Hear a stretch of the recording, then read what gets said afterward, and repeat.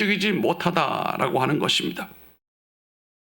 자신의 마음속에 참된 소원이 있는 사람, 이것이 기독교인이요, 내 마음에 꿈이 있고 하나님의 그 놀라운 천국이 담겨져 있는 사람, 희망이 있는 사람, 이 사람이 기독교인이에요. 이 사람이 하나님의 사람이다, 이 말입니다. 그러나 세상 사람들은 그 마음에 온갖 쾌락과 또한 더러움과 추함과 악함과 사람을 해코지 하려고 하는 이런 독소들이 가득히 담겨져 있는 것을 보게 되는 것입니다. 우리는 은행 통장에 잔고가 많지 않아도, 장롱 속에 폐물이 없다 할지라도 우리 마음 속에는 불타는 하나님의 놀라운 희망과 꿈과 놀라운 천국에 대한 소망이 가득 채워지게 되기를 주님 이름으로 축원합니다. 그래서 만약 우리가 다른 것들에게 흥미와 관심을 갖는 것처럼 자신의 마음에 대하여 깊은 애정을 갖고 관심을 기울이고 있다면 우리의 삶이 훨씬 더 하나님과 가까워지게 될 뿐만 아니라 응답과 축복의 사람으로 나아가게 될 수가 있을 것이라고 저는 생각을 하는 것입니다. 사람이 마음을 움직이는 것은 바로 그 중심에 있는 마음 내용입니다. 마음이 동기가 되는 것입니다. 즉 희망과 비전, 그리고 꿈, 열정, 그리고 사랑하는 일, 이 모든 것이 우리를 움직이게 만드는 동기가 된다는 사실입니다. 마음에서부터 열정이 없다고 한다면 그 사람의 삶의 움직임이라고 하는 것은 소극적이고 목적이 없는 움직임이라고 볼 수가 있습니다. 그러나 마음에 열정이 있는 사람은 그것이 동기가 되어 삶의 놀라운 원동력을 일으켜 낼 수도 있다는 사실입니다. 생물학적으로 보게 되면 모든 인간은 독특한 심장 박동수를 가지고 있어서 사람마다 다 다릅니다. 1분에 몇 번 몇 박이 뛰는가, 심장 박동이 몇 번 작동하는가 정해져 있습니다. 그러나 그것은 별로 그렇게 큰 차이는 없습니다. 여러 개 뛰는 사람 한 60 정도 뛸 수가 있는 것이고 또 100 정도 뛸 수가 있는 것이고, 그러나 200, 300 뛰는 사람은 거의 없다는 그런 내용입니다. 그런데 각 사람마다 마음은 그렇지가 않습니다. 다양한 차이가 있다는 사실입니다. 하나님은 우리 각자에게 독특한 마음을 다 주셨습니다.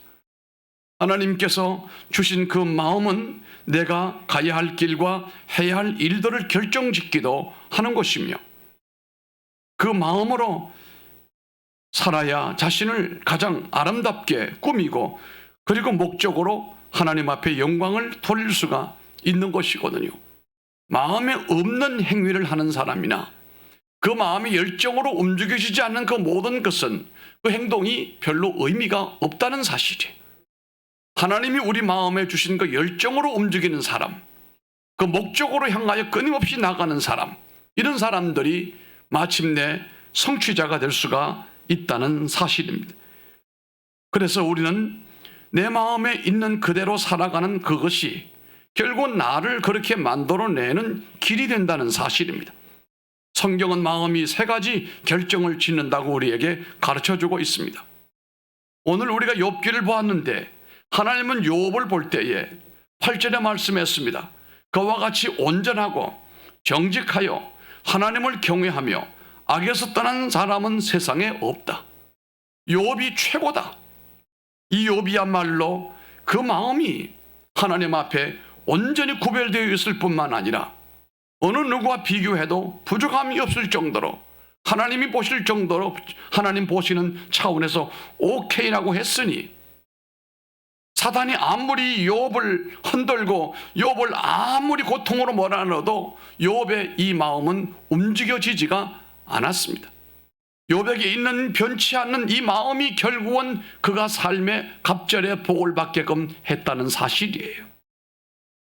여러분이 하나님께서 주신 그 마음이 마음속에 꽉 자리를 잡고 있다면 우리의 삶이 요동하지 않을 뿐만 아니라 그 마음에 담고 있는 하나님의 꿈대로 믿음대로 반드시 열매를 맺는 결실을 보는 삶이 되리라고 저는 확신하는 것입니다.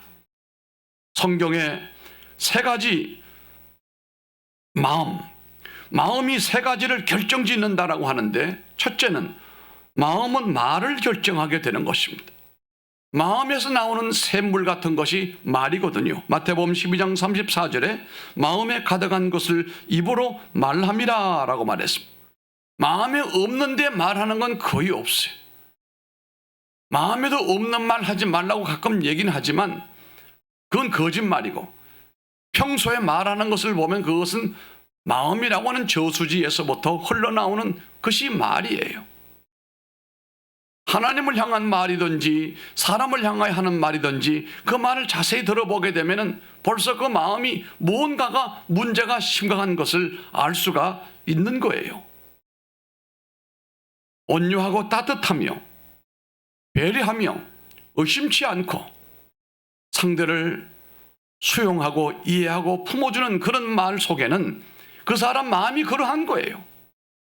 그러나 상대를 공격을 하고 뭔가 상대에게 지금은 다 밝히지 않지만 이상한 생각을 꾸미고 있는 사람은 그 마음이 그렇다는 얘기예요.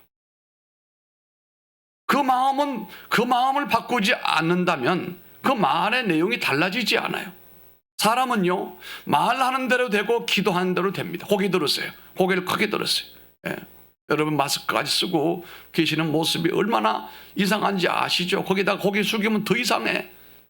예. 거기 번쩍 들으세요. 우리가 마음에서 나오는 이 말이, 우리가 하는 이 말이 얼마나 소중한지 알 수가 없어요. 자기를 복되게 하는 것도 자기 입에서 나오는 말 때문에 그렇게 되는 거예요. 자기를 실패자로 만드는 건 다른 사람이 아닙니다. 본인의 입에서 나오는 말 때문에 실패자가 되는 것이거든요. 왜요? 입에서 나오는 말은 내 마음에서부터 나오는 것이기 때문에. 마음이 병들어 있는 사람은 그 입에서 나오는 말이 더럽고 악하고 날카롭고 공격적이라는 사실이에요. 사람을 흉보고 똑바로 말하지 못하는 것, 이거 다 마음이 병들어 있는 거예요. 러시아의 대문호인 톨스토이가 그의 글에서 이런 얘기를 했어요.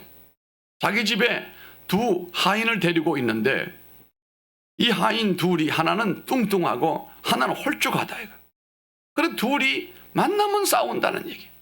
만나면 싸운다. 왜 싸우는가 가만히 들어보니까 싸우는 이유는 간단해요.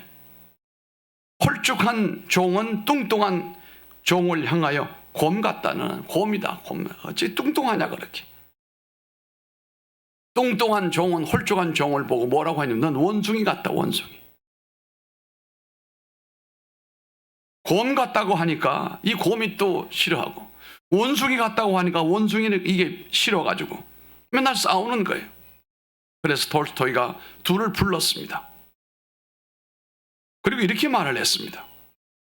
홀쭉한 그 종에게 말하기를, 네가 저 사람을 곰이라고 불렀는데 너는 저 사람이 곰이기 때문에 곰이라고 부른 게 아니라 네 마음속에 뭐 같은 마음이 있어서 곰 같은 마음이 도사리고 있기 때문에 저 사람을 늘 곰이라고 그러는 거야.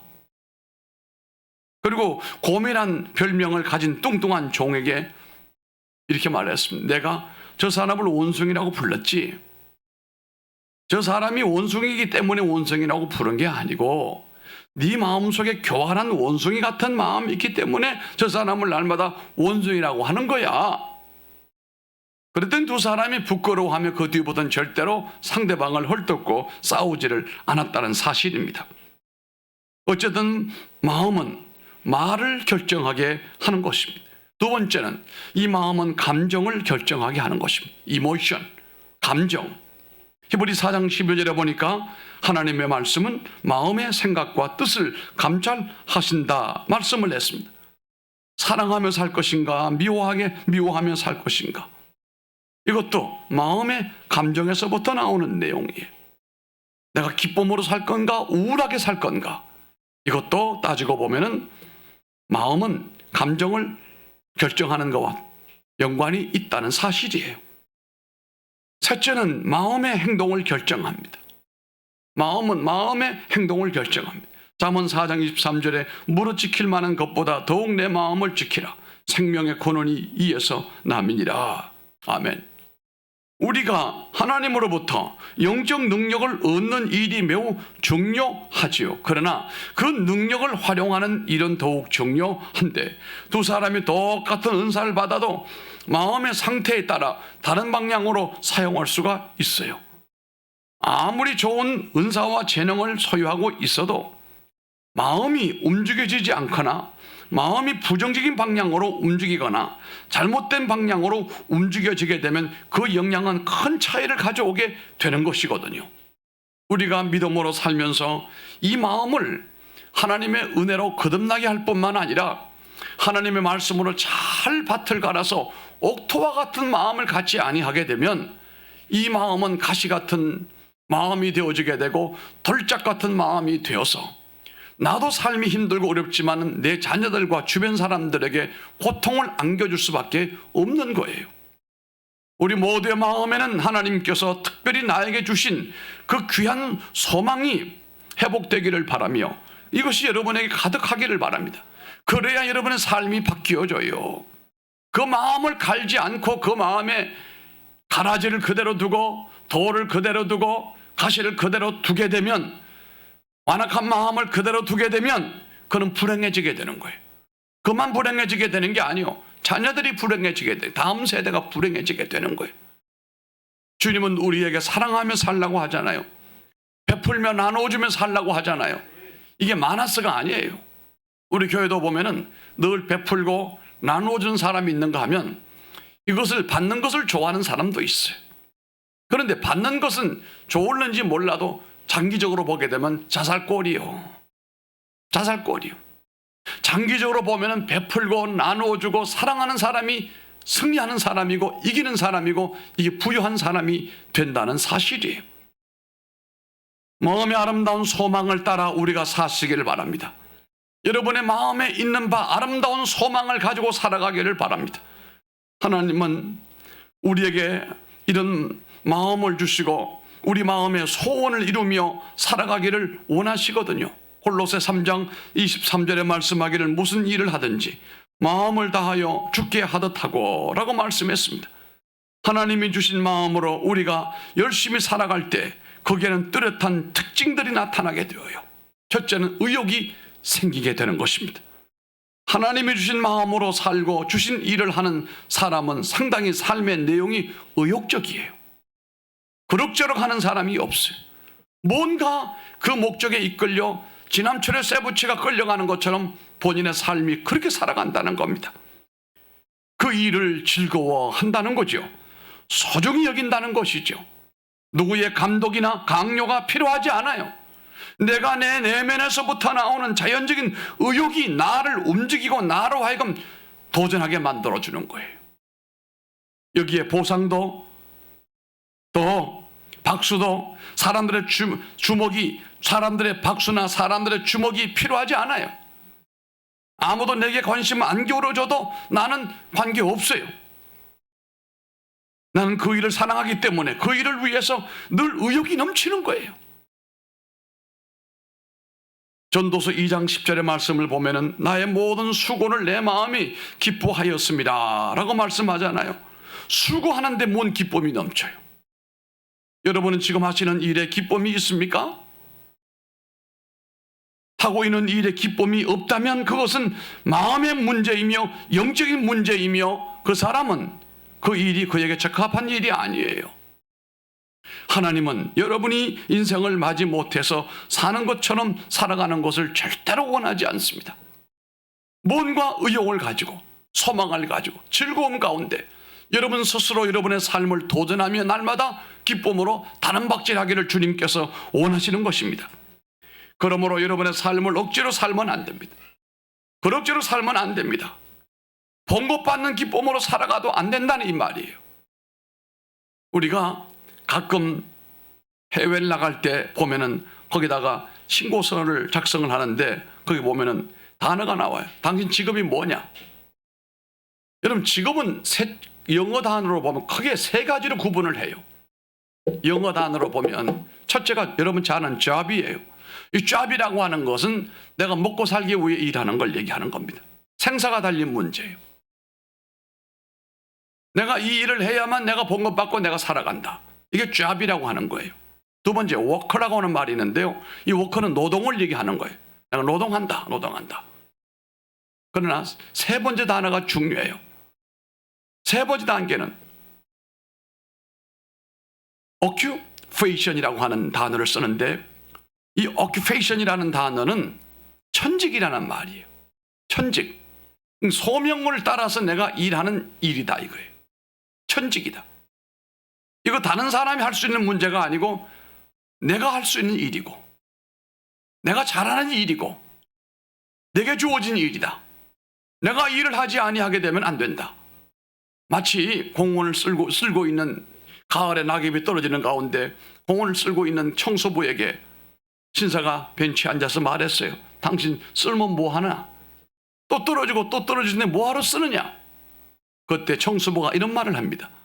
내가 지금 쓰는 것은 지구의 한모통을 깨끗하게 하는 겁니다. 여러분, 이게 occupation이라고 하는 말이, 천직이다 이 말이에요. 우리가 하는 일들은 어쩌다가 내가 일을 하는 것이고, 못 배우고 내가 재수가 없어서 이런 일을 한다 라고 하는 사람은 그건 다 job이에요. 우리가 하는 모든 일이 occupation이 돼야 돼요. 천직이 돼야 된다 이 말이에요. 그래서 이 occupation이라고 하는 단어가 occupation이라고 하는 이 단어를 보면 난 새삼스러워져요. 내 천직이 뭔가, 내가 하나님 물어보도 소명받은 일이 뭔가, 하나님이 내게 하라고 한 일이로구나. 이 일이 이게 봉급을 받기 위해 하는 일이 아니에요. 먹고 살기 위해서 하는 일이 아니에요. 그러니까 비참한 거죠. 천직으로 알고 하늘이 주신 직업이다. 나만이 일을 제일 잘할 수 있다. 하나님이 내게 이 일을 원하신다 라고 믿는다고 한다면 그 일이 즐거워질 수밖에 없는 것 아니겠습니까? 다른 사람의 어떤 강요가 필요하지 않고 감독이 전혀 필요하지 않아요. 일에 대한 의욕이 늘 넘치는 거예요. 많은 사람들은 돈을 모으면, 얼마만큼 내가 돈을 모으면 나 이 지금 하는 일 하지 않을 거야. 내가 얼마 정도 돈을 모으면 난 이 짓 안 해. 더러워서도 안 해. 여러분, 이 사람은 가만히 그 말을 뭔지 모르고 하는 소리겠지만 참 불행한 거예요. 원치도 않는 그 일을 왜 합니까? 하나님의 뜻과 전혀 반대되는 말을 하는 겁니다. 하나님은 그렇지 않다라고 말씀하는 거예요. 하나님은 원치 않은 일을 하면서 인생을 낭비하는 것을 원하지 않아요. 하나님께서는 여러분이 좋아하고 기뻐하고 즐거워하는 일을 하면서 인생을 살아가기를 원하신다는 거예요. 여러분의 오늘 직업이 당장 내 인생에 참 비극적이고 괴롭고 여기 있으면 정말 죽을 것만 같다 싶으면 당장 그 일을 가만둬야 돼. 그게 나와 모두를 위해서 도움이 되는 거예요. 미국 전역에 걸쳐 성공한 사람들 수천 명을 대상으로 연구를 했더니 두 가지 특징이 있어요. 오랫동안 사랑할 수 있는 일을 하는 사람, 마음에 소원하는 일을 했더니 돈과 일과 명예가 함께 따라와서 성공이 되더라 이거예요. 두 가지죠. 오랫동안 사랑할 수 있는 일을 내가 한다.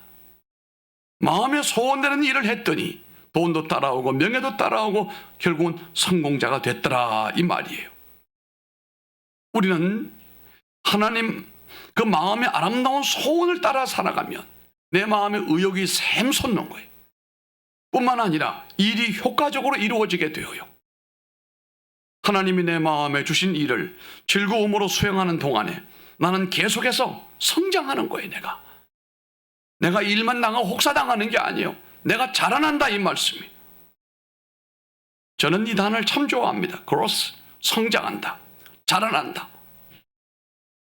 어느 때부터 성장이 중단되어 버렸다. 불행하지요. 어느 때부터는 성장이 중단될 뿐만 아니라 밑으로 떨어지고 있다. 불행한 거예요. 그러나 나는 지금 나이와 상관없이 지금도 자라나고 있어. 난 성장하고 있어. 영적으로도 성장하고 있어. 정신적으로도 성장할 수가 있어. 물론 우리 몸은 더 이상 나이가 먹으면 더 성장할 수 없겠지요. 그러나 그 마음에 있는 정신이나 영적 세계가 계속해서 자라날 수 있는 사람은 부유한 사람이라고 우리가 말을 한다는 사실이에요. 이렇게 마음의 아름다운 소원을 따라 일하는 사람은 그 마음 속에 늘 항상 성장함이 있게 된다는 겁니다. 열정적인 사람이 되어지게 되고, 하나님은 열정을 가지신 분이고 우리가 열정적인 인생을 살기를 원하시는 겁니다. 열정은 반드시 결과를 만들어내는데, 열정의 사람은 자신의 약점을 점점 점령하고 말아요. 그것을 발판으로 하여 끝내는 성공자, 성취자가 되는 겁니다. 여러분 보세요. 모세는 이스라엘 백성을 애굽의 노예로부터 해방시키려고 하는 그런 열정이 있었어요. 어떤 고난이 와도 이스라엘을 바로의 종살이에서부터 건져내야 되겠다라고 하는 열정을 가졌단 말이에요. 그래서 마침내 어떻게 됐습니까? 해방을 시켰습니다. 가나안 땅에 다 옮겨놨습니다. 여러분 잘 아는 다윗은 성전을 세우려고 하는 열정이 있었어요. 전쟁에서 원체 원수를 많이 죽인 나머지 그 피 묻은 손으로 성전 건축을 허락하지 않았지만, 그러나 그 아들 솔로몬을 통해서 성전 건축이 이루어질 수 있도록 모든 준비를 다윗은 다 했어요. 그게 뭘까요? 성전 건축을 위한 열정이었습니다. 느헤미야는 예루살렘 성벽이 다 무너져 버리고 예루살렘이 불타버리고 없어졌다는 소문을 듣자마자 그는 기도하기 시작을 했다고 그랬어요. 그랬더니 하나님께서 왕의 마음을 움직이고 환경을 움직여서 느헤미야로 하여금 물질과 사람을 데리고 예루살렘을 가게 해서 성벽 재건할 수 있는 기회를 하나님이 주셨어요. 얼마나 느헤미야가 그곳에서 그 일에 대한 열정을 가졌는지. 원수들이 많았습니다. 주변 나라들은 성벽이 없어야 침략을 하니까 성벽을 못 짓게 했어요. 그러나 이 느헤미야의 열정은 아무도 가로막지를 못했습니다. 요즘으로 말하면 밤 작업을 한 거예요. 횃불을 들고 망치를 들고 그리고 성벽 작업을 했단 말이에요. 역사상 그 짧은 시간 안에 그 큰 넓은 규모의 공사를 어떻게 그렇게 마무리를 지었는지, 그 뒤로도 하자가 전혀 없었어요. 요즘 뭐 광주에 어떤 무슨 아파트가 무너져가지고 연일 안타까운 소식이 전해지고 있는데 왜 그래요? 제대로 공정대로 안 하니까 오는 문제잖아요. 그런데 느헤미야는 그렇게 불량으로 성벽을 건축하지 않았어요.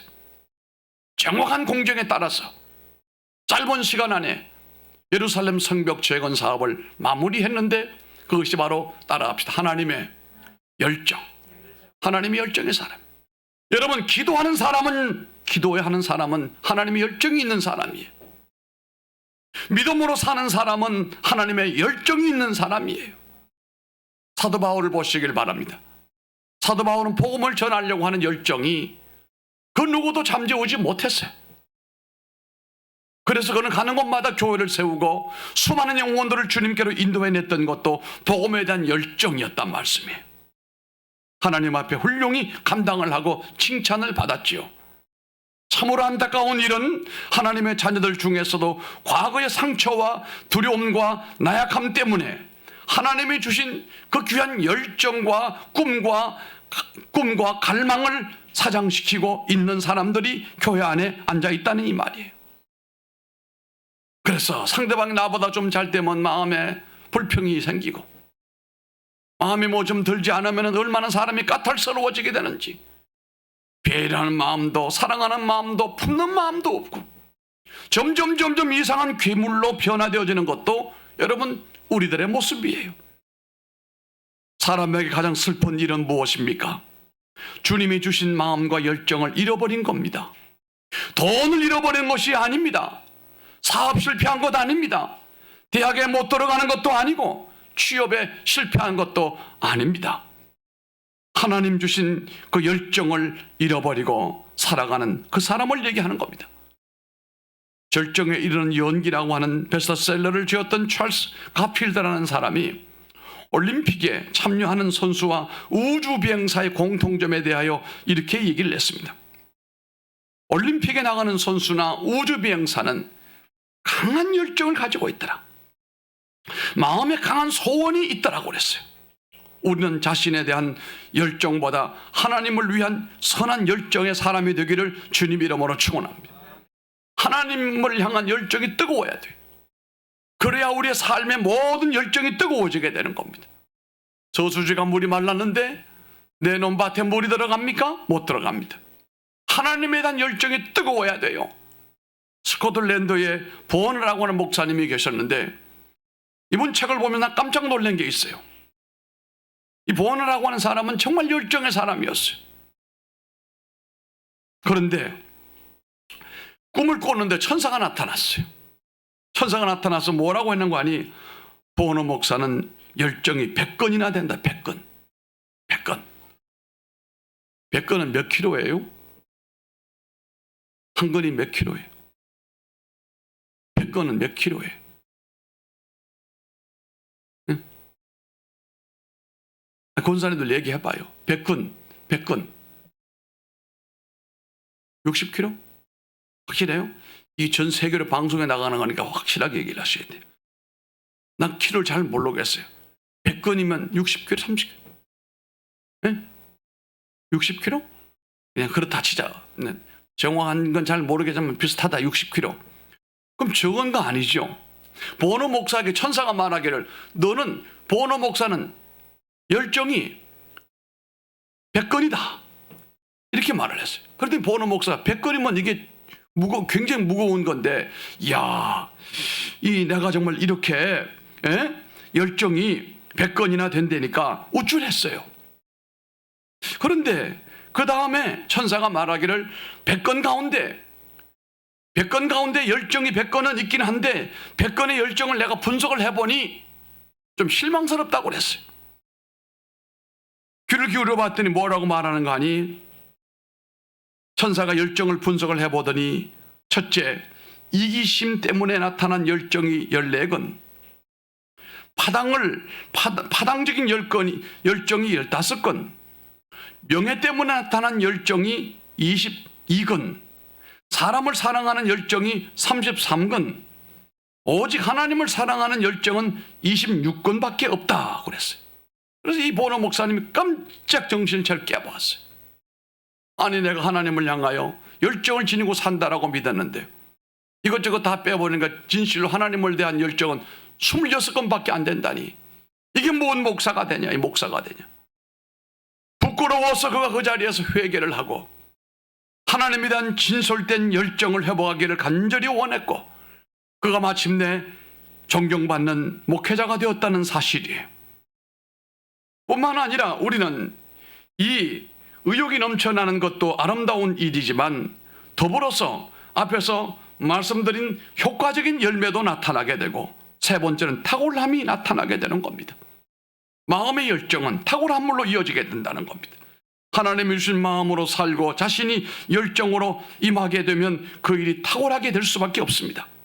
요셉은 자신이 현재 당하는 일들이 너무나도 힘들고 고통스러웠지요. 그럼에도 하나님께서 나에게 주신 기름을 알면서 그가 보디발의 집에서 노예로 살고 총무로 살았잖아요. 그런데 그가 그 일에 대하여 열정을 다했습니다. 그랬더니 마침내 노예가 변하여 그 집의 총무가 됐잖아요. 총무가 되고도 얼마나 열심히 열정으로 일했는지 몰라요.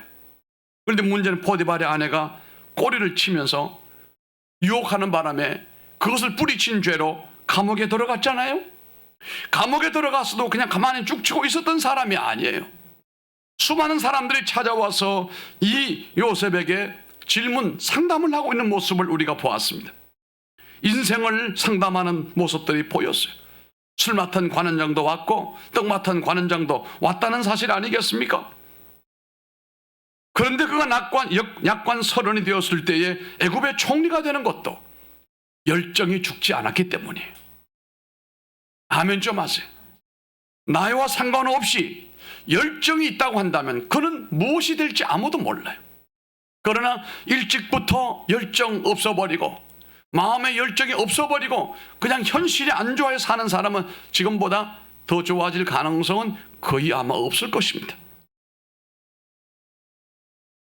예수님께서도 자신이 이 땅에 와야 될 목적이 무엇인지를 잘 알고 있고 이 땅에 3년 동안 공생애를 살아가시는 동안에 열정적으로 사신 분이에요. 예수님도 열정적으로 사신 분. 늘 아버지의 뜻이 이 땅에 이루어지기를 원했던 거예요. 마침내 그가 다 이루었다고 하시잖아요. 그러므로 우리의 죄와 사망을 하나님의 축복으로 옮겨놓으신 분 아닙니까? 우리 시대에 아주 소수만이 하나님이 주신 관심과 열망 그리고 꿈과 열정에 따라 행동하는 것을 아시기를 바랍니다. 많은 대수의 사람들은 상관없이 살아가요. 되는 대로 살아가요. 믿노라고 하면서도 기도한다라고 하면서도 주님이 주신 관심과 열망과 꿈과 비전과 열정을 잃어버린 채로 방황하고 있다는 사실이에요. 동산의 성도들께서는 하나님이 주신 마음의 비전과 열정을 잃어버리지 않기를 바랍니다. 이런 사람은 슬픈 사람이에요. 내일 소풍 가는 아이가 한밤을 잠을 설치는 것처럼 우리 마음의 소원과 마음의 이글거리는 꿈을 여러분 잠재우지 말고 잠들게 하지 말라 이거예요. 오늘 내가 수고롭게 살아도 내가 사람들의 종이 되는 것처럼 내가 눌려 살아도 내 마음의 꿈은 지금도 여전히 살아있다. 주께서 이 꿈대로 되는 날이 곧 오게 될 것이다. 내가 지금은 사람들로부터 관심을 받지 못하는지 몰라도 두고 봐라. 내 마음의 꿈은 머지않아서 꽃을 피울 때가 있다. 끊임없이 기도하며 믿음으로 나가는 사람에게는 꿈대로 되는 복이 임할 줄로 믿습니다. 사람들은 말하는 대로 되고 기도하는 대로 되어지게 됩니다. 그것이 어디서부터 옵니까? 마음에서부터 오는 것이고 그 마음의 영으로부터 오는 것이에요. 그러므로 말을 잘하십시오. 잘한다는 말은 빨리 한다는 말이 아니에요. 문장이 맞아떨어지는 걸 얘기하는 게 아니에요. 복된 말을 하는 거예요. 꿈이 있는 얘기를 하는 거예요. 말을 해도 들어보면 그 속에는 꿈이 아직도 꿈틀거리고 있다 이 말이에요. 소망이 지금도 넘치고 있다 이 말이에요. 그 사람은 성장하는 사람이고 그 사람은 탁월한 사람이고 그 사람은 하나님이 마침내 높여놓을 사람이라는 말이에요. 지금은 다 힘들고 어려운 시대예요. 다 눌려서 코로나로 눌려서 힘들어요. 누가 희망의 말을 할 것인가? 누가 소망의 말을 할 것인가? 누가 복된 말을 할 것인가 이 말이에요. 여러분이 그것을 감당하시길 바랍니다. 정말 꿈꾸는 사람은 한겨울에도 꽃을 노래할 줄 아는 사람이어야 돼요. 종다리가 노래하면서 알을 품는 것을 확신할 수 있는 사람이 되어야 바로 그와 같은 축복의 사람이 된다는 거예요. 오늘의 힘들고 어려운 고난이 이걸로 끝나지 않아요.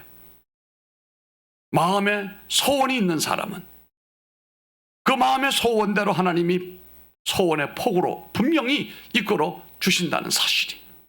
이번에 명절에 누구를 만나든지 여러분 똑같이 부정적인만 하지 말아요.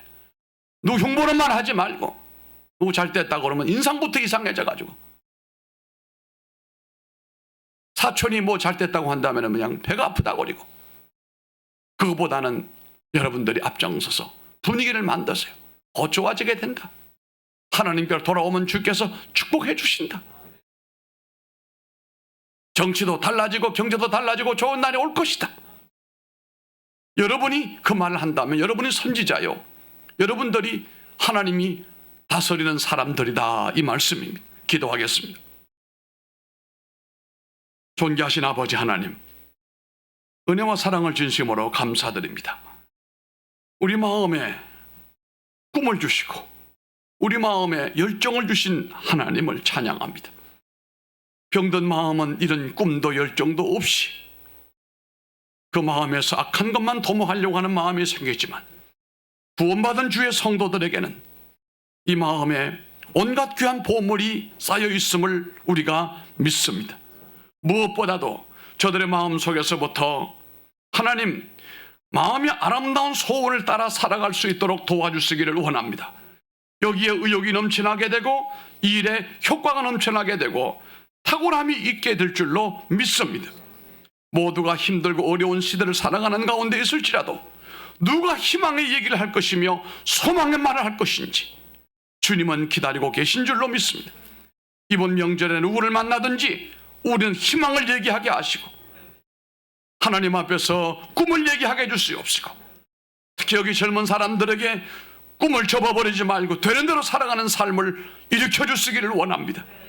꿈을 쫓기를 원합니다. 꿈대로 되게 하여 주시옵소서. 예수님 이름으로 기도드리옵나이다. 아멘. 자리에서 모두 일어나십시다.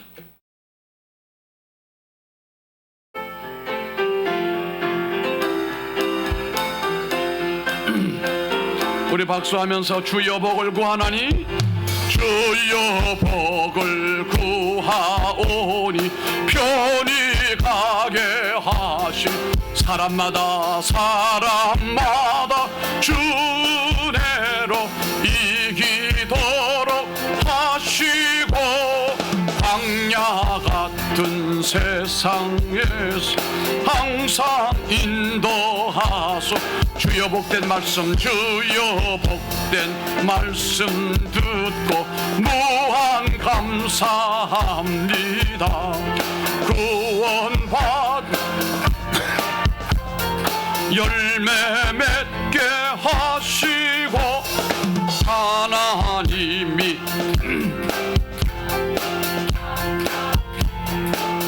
2절 다시 합니다. 주의 복된 듣고 무한 감사합니다.